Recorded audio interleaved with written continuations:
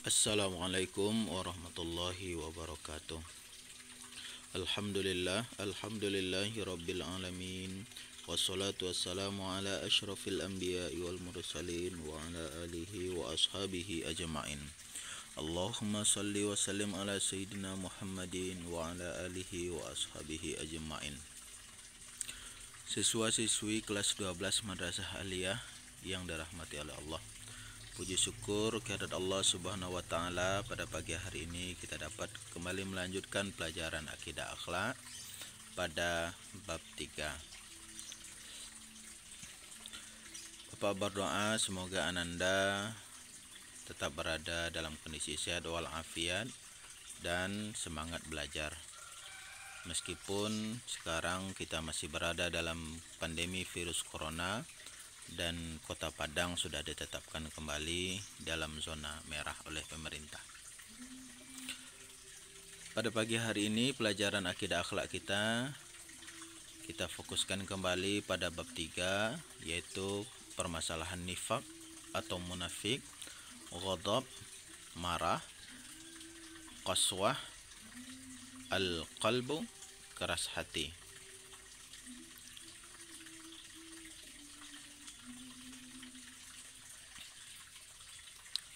Baiklah, sebelum kita belajar lebih jauh, marilah kita berdoa kepada Allah Subhanahu wa taala dengan doa yang terbaik. A'udzubillahi minasyaitonirrajim. Bismillahirrahmanirrahim. Allahumma akhrijna min zulumatil wahmi wa akrimna binuril fahmi waftah alaina bima'rifatil ilmi. Innaka anta rabbuna ya dzal jalali wal ikram. Ya Allah, keluarkanlah kami dari pemahaman yang salah dan muliakanlah kami dengan cahaya pemahaman, dan bukakanlah untuk kami ilmu pengetahuan. Sesungguhnya Engkau adalah Tuhan kami, wahai Zat yang memiliki keagungan dan kemuliaan.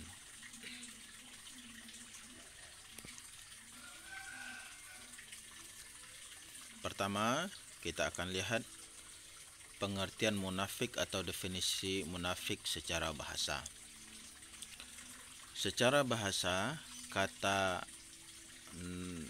munafik atau nifaq berasal dari kata nafaqa yang berarti munafik, menyembunyikan, berbohong, berpura-pura. Kata nifaq juga berasal dari kata nafiqa, berarti salah satu lubang tikus.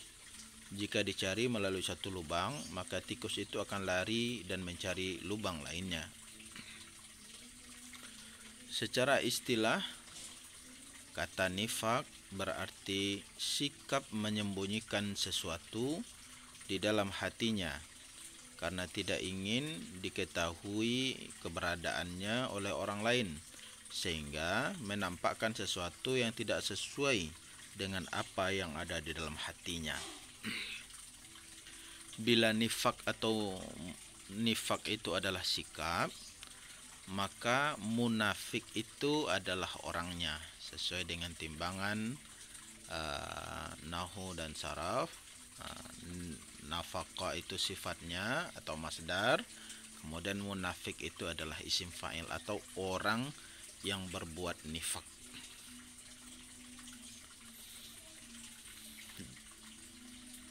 Di dalam Al-Quran banyak kita temukan larangan untuk tidak berbuat atau untuk tidak bersikap dengan sikapnya orang munafik. Misalnya firman Allah dalam surat At-Taubah ayat 67. A'udzubillahi minasyaitonir rajim. Al-munafiquna wal munafiqatu ba'duhum min ba'din ya'muruna bil munkari wa yanhauna 'anil ma'rufi wa yaqbiduna aydiyahum nasullaha fanasiyahum. Innal munafikina humul fasiqun. Orang-orang munafik laki-laki dan perempuan, sebagian dengan sebagian yang lain adalah sama.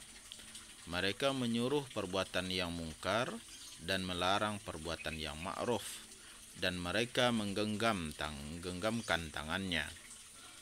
Mereka telah lupa kepada Allah, maka Allah pun lupa kepada mereka. Sesungguhnya orang-orang munafik itu adalah orang-orang yang fasik. Siswa sekalian, dari ayat ini, surat At-Taubah ayat 67, kita lihat kelakuan atau sifat utama orang munafik itu sangat bertentangan dengan orang yang beriman. Bila orang yang beriman menyuruh kepada yang baik, yang ma'ruf, dan mencegah perbuatan mungkar, sebaliknya orang munafik itu punya perilaku menyuruh kepada yang mungkar dan melarang orang untuk mengerjakan kebaikan atau yang ma'ruf. Sehingga pantaslah kalau munafik ini sangat dilarang oleh agama. Kemudian dalam surat An-Nisa ayat 145 Allah berfirman, A'udzubillahi minasyaitonirrajim, Innal munafiqina fid darkil asfali minan nari walan tajida lahum nasira. Sesungguhnya orang-orang munafik itu ditempatkan pada tingkatan yang paling bawah dari neraka, dan kamu sekali-kali tidak akan mendapatkan seorang penolong pun bagi mereka.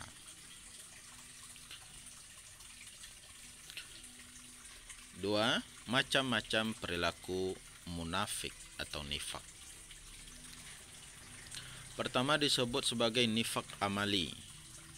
Nifak amali yaitu sikap yang dimiliki oleh seseorang dengan memperlihatkan sesuatu yang tidak sesuai dengan yang sebenarnya, sehingga dalam interaksi sosialnya dia sering berperilaku atau menampakkan tanda-tanda kemunafikan.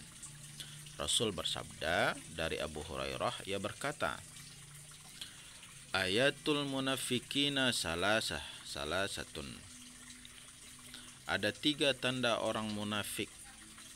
Apabila ia berbicara, ia berbohong. 2, apabila berjanji, ia mengingkari. Dan apabila dipercaya, ia akan berkhianat. 3 tanda-tanda orang munafik. Hadis riwayat Muslim. Pada hadis yang lain, Rasul bersabda, ada 4 sifat yang bila dimiliki,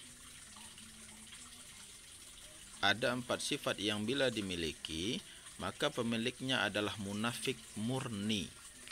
Dan barang siapa yang memiliki salah satu di antara 4 tersebut, itu berarti ia telah menyimpan satu tabiat munafik sampai ia tinggalkan sifat itu. 4 sifat itu adalah apabila berbicara ia berbohong, apabila bersepakat ia berkhianat, apabila berjanji ia mengingkari, apabila bertikai ia berbuat curang. Hadis riwayat Muslim. Sifat dari nifak amali ini adalah perbuatan dosa, namun tidak mengantarkan pelakunya kepada kekafiran.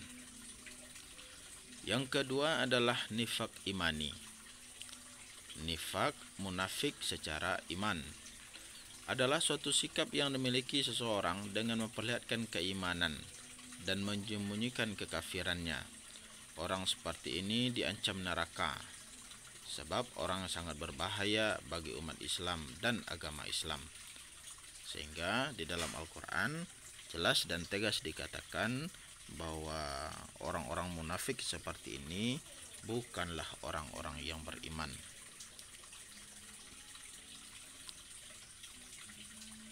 Dan pelakunya diancam dengan neraka.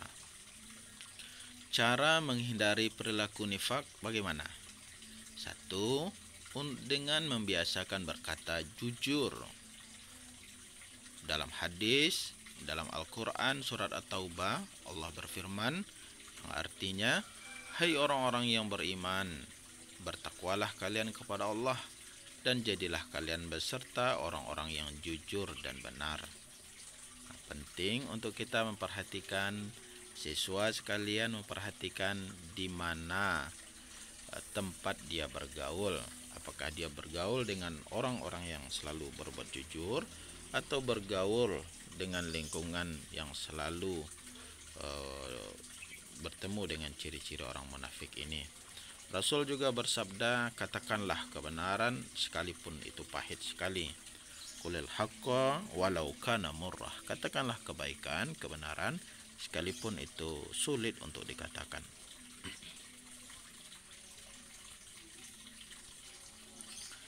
Dua, membiasakan diri untuk setia atau amanah. Allah berfirman yang artinya, hai orang-orang yang beriman, janganlah kamu mengkhianati Allah dan Rasul Muhammad. Dan juga janganlah kamu mengkhianati amanat-amanat yang telah dipercayakan kepadamu, sedangkan kamu mengetahui. Rasul bersabda, artinya, tidak ada iman bagi orang yang tidak amanah, dan tidak ada agama bagi orang yang tidak memegang janji. Hadis riwayat Ahmad. Begitu tegas Rasul bersabda di hadisnya bahwa antara iman dengan munafik itu tidak dapat dicampurkan dalam diri seseorang. Jika yang muncul adalah keimanan, maka sepastinya lah sifat munafiknya hilang. Tapi bila yang muncul adalah sifat munafik, kemudian tidak memegang amanah, tidak menepati janji, maka imannya akan hilang seketika itu.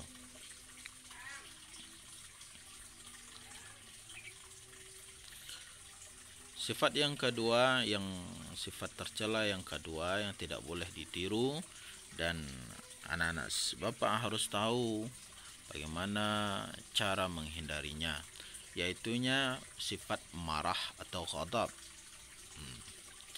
Secara bahasa, kata ghadab berasal dari kata ghadiba yaghdabu.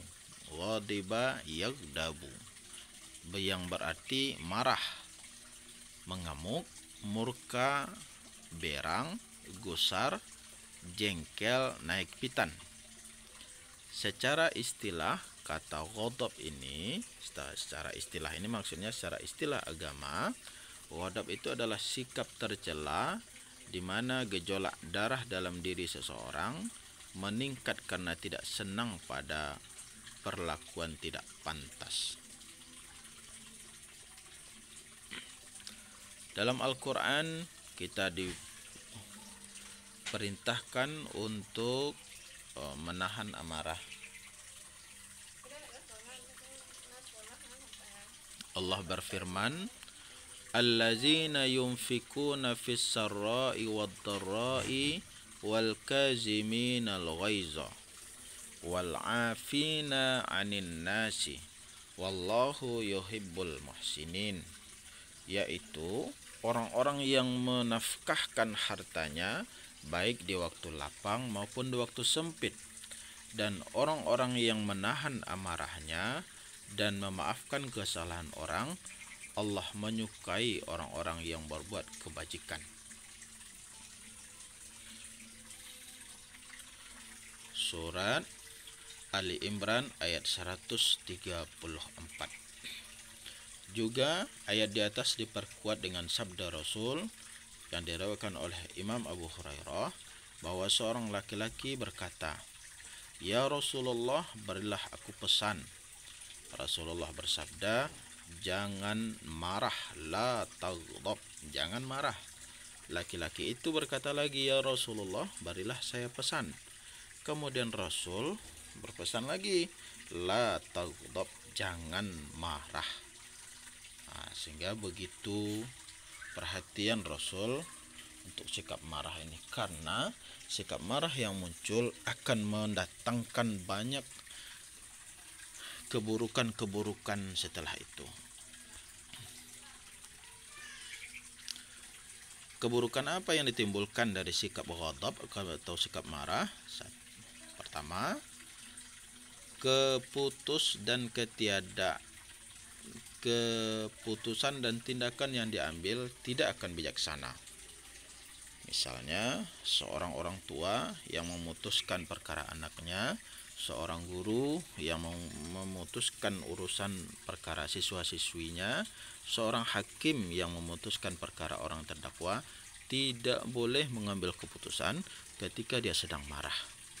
Karena keputusan yang diambil ketika sedang marah akan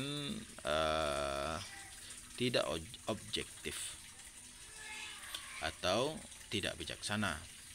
Yang kedua, dampak negatif dari perilaku ghadab adalah retak dan putusnya hubungan persaudaraan antar manusia. Perlu untuk diperhatikan bahwa menjaga hubungan, menjaga silaturahim atau silaturahmi itu sangat diperintahkan. Tetapi silaturahim itu akan cepat putusnya ketika seseorang tidak bisa menjaga dirinya dari perilaku ghadab atau marah. 3. Membahayakan kesehatan tubuh karena tekanan darah akan tinggi dan menyebabkan sakit kepala, stroke, dan sangat berisiko terhadap penyebabkan serangan jantung. Pastinya Anda bisa melihat sendiri di kondisi di lingkungan ada orang yang cepat marah, kemudian dia jatuh, stroke, sakit, dan lain sebagainya, dilarikan ke rumah sakit. Dan itu sangat membahayakan untuk kesehatan. Keempat, dampak negatifnya menemui banyak kesulitan sehingga menyesal. Kadang karena dia telah terlanjur marah, kemudian urusan yang seharusnya begitu mudah dikerjakan menjadi sangat rumit.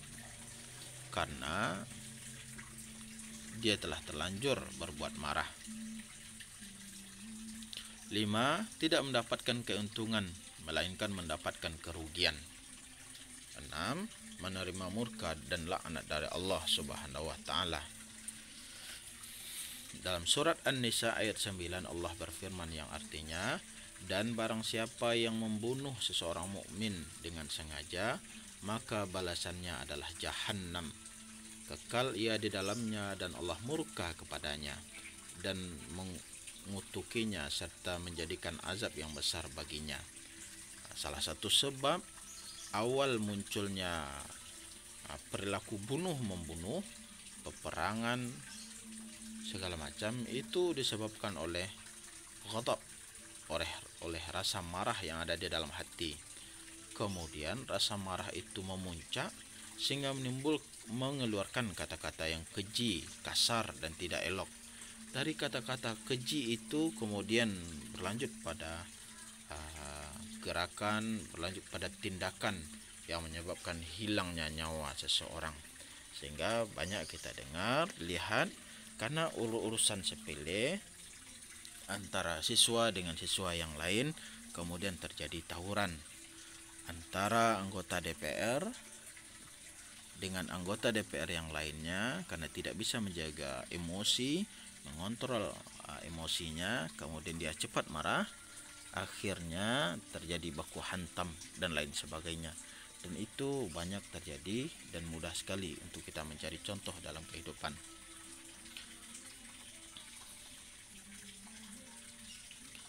Bagaimana cara menghindari perilaku ghadab?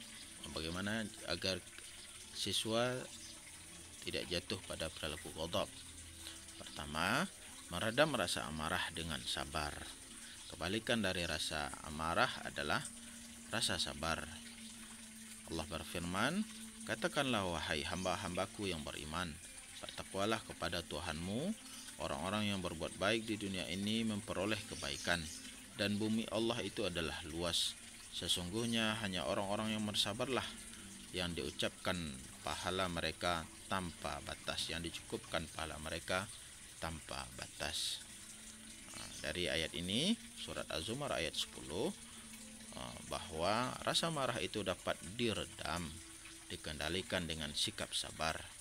Karena banyak karunia Allah yang akan hilang ketika seseorang terlanjur melakukan marah. Rasul bersabda, orang yang kuat itu bukanlah orang yang pandai bergulat atau orang yang pandai berkelahi, Tetapi orang yang kuat itu adalah orang yang dapat mengendalikan dirinya ketika marah. Jadi jelas, yang kuat di dalam agama kita adalah bukan orang yang pandai berkelahi, tetapi orang yang bisa mengalahkan musuh yang tidak tampak. Musuh itu ada di dalam dirinya dalam bentuk perasaan marah, benci, dan dendam kepada orang lain. Menghindari perilaku ghadab. Yang kedua, meredam rasa marah dengan berzikir kepada Allah. Banyak-banyak berzikir mengingat Allah, apalagi terlebih ketika sedang marah, dan cepat-cepat beristighfar. Allah berfirman, Allazina amanu wa tatma'innu qulubuhum bizikrillah. Ala bizikrillahi tatma'innul qulub. Yaitu orang-orang yang beriman dan hati mereka menjadi tentram dengan mengingat Allah. Ingatlah, hanya dengan mengingat Allah hati menjadi tentram. Surat Ar-Ra'd ayat 28. Mengingat Allah akan memberikan ketentraman di dalam hati, apalagi ketika dalam kondisi sedang marah memuncak. Makanya cepat dikendalikan rasa marah itu dengan beristighfar atau mengucap astaghfirullah minimal 5 kali.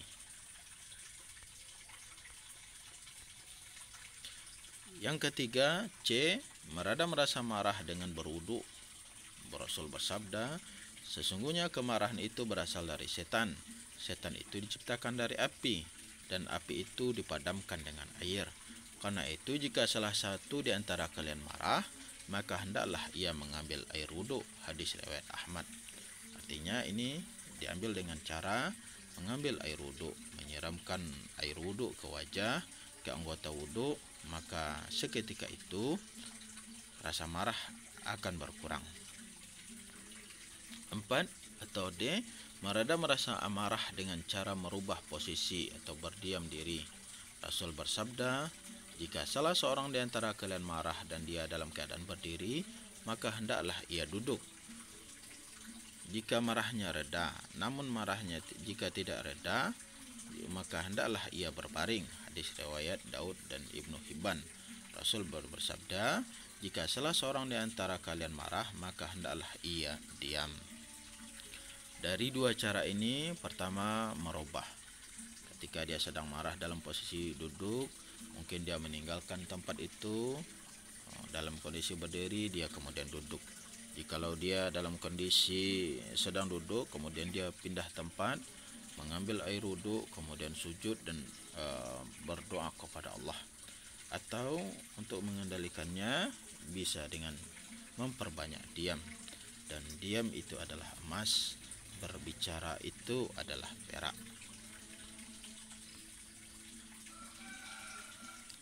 Yang kelima, meredam rasa marah dengan memberikan kemaafan. Allah berfirman, wa jazaa'us sayyi'atin sayyi'atun mithluha. Faman 'afa wa aslaha fajruhu 'alallahi. Innahu la yuhibbuz zalimin. Dan balasan sesuatu kejahatan adalah kejahatan yang serupa. Maka barang siapa yang memaafkan dan berbuat baik, maka pahalanya atas tanggungan Allah. Sesungguhnya Allah tidak menyukai orang-orang yang berbuat zalim. Boleh kita memberikan balasan. Di dalam ayat ini disebutkan boleh, dengan syarat balasan dari kejahatan itu adalah balasan yang setimpal, dan ini namanya adalah qisas. Tetapi sebelum qisas dilakukan, ada yang lebih baik, lebih mulia, dan lebih dicintai oleh Allah Subhanahu wa taala, yaitunya memberikan rasa maaf ketika terjadi kemarahan. Faman afa wa aslaha fa'juruhu 'alallahi. Siapa yang memberi maaf wa aslaha dan berbuat baik, maka pahalanya di atas tanggungan Allah Subhanahu wa taala. Ketiga, sikap tercela yang harus dihindari adalah keras hati atau qaswah al-qalbi. Imam Al-Ghazali sebagai bapak pelajaran akhlak menjelaskan tentang 3 macam hati, yaitu hati yang sehat, hati yang sehat ditandai dengan iman yang kuat dan pengamalan yang konsisten. Yang kedua, hati yang sakit atau qalbun maridun. Tandanya adalah adanya keimanan, ibadah, namun iman dan ibadah itu ternodai dengan keburukan dan kemaksiatan. Yang ketiga, qalbun mayyitun atau hati yang mati. Tandanya adalah keras hatinya.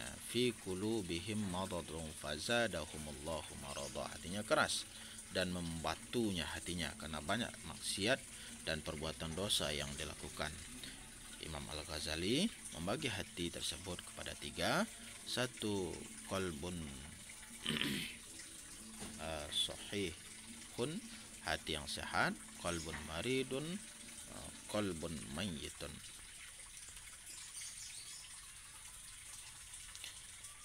Dalam Al-Quran surat Al-Mutaffifin ayat 13-14 Allah berfirman, "Idza tutla alaihi ayatuna qala asatirul awwalin kalla bal rana ala qulubihim ma kanu yaksibun." Yang apabila dibacakan kepadanya ayat-ayat kami, dia berkata itu adalah dongeng-dongeng orang terdahulu. Sekali-kali tidak, bahkan apa yang mereka kerjakan itu telah menutupi hati mereka. Hati tertutupi karena rasa marah, dendam, dan permusuhan. Sehingga ketika hati tertutupi, maka kebenaran, nur ilahi, kebaikan akan sulit diterima. Cara menghindari keras hati atau qaswah al-qalbi.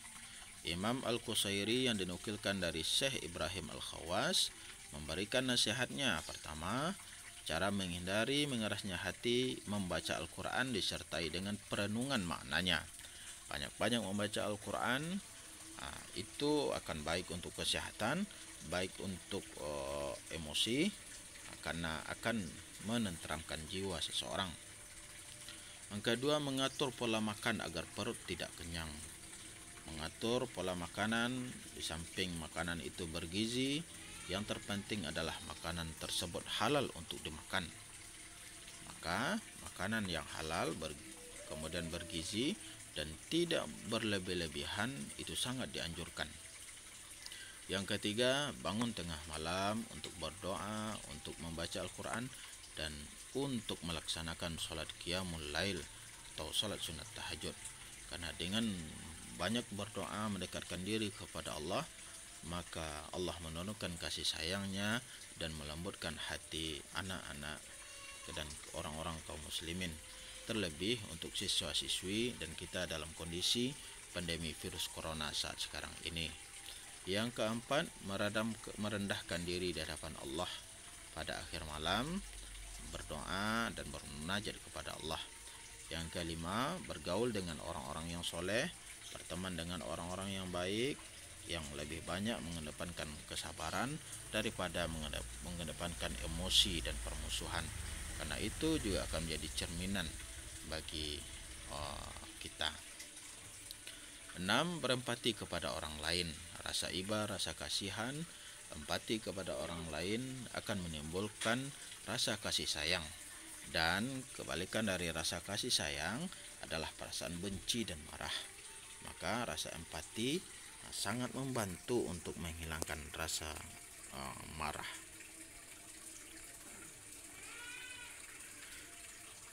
Rasul bersabda, jika kamu ingin melunakkan hatimu, maka berilah makan orang miskin dan usaplah kepala anak yatim.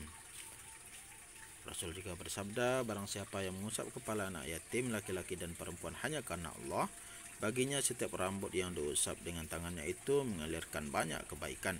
Dan barang siapa berbuat baik kepada anak yatim perempuan atau laki-laki yang dia asuh, aku bersama dia di surga seperti ini. Kemudian Nabi mensejajarkan dua jarinya. Artinya ini sebagai salah satu untuk menghindari rasa marah, yaitunya dengan memupuk rasa kasih sayang, terutama kepada anak yatim, fakir miskin, dan orang-orang yang tidak mampu. Cara menghindari sikap qaswah al-qalbi. Pertama, Imam Al-Qusairi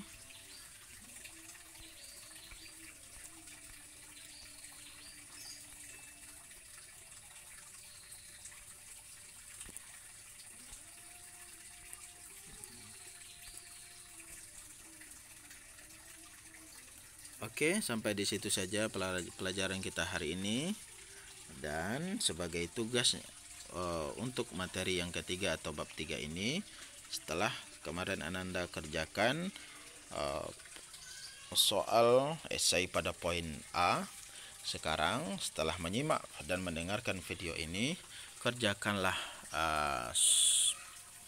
pekerjaan soal esai pada poin B. Atau yang kemarin baru mengerjakan pada poin B, kerjakanlah soal pada poin A. Terima kasih, banyak maaf. Billahi taufiq wal hidayah. Assalamualaikum warahmatullahi wabarakatuh.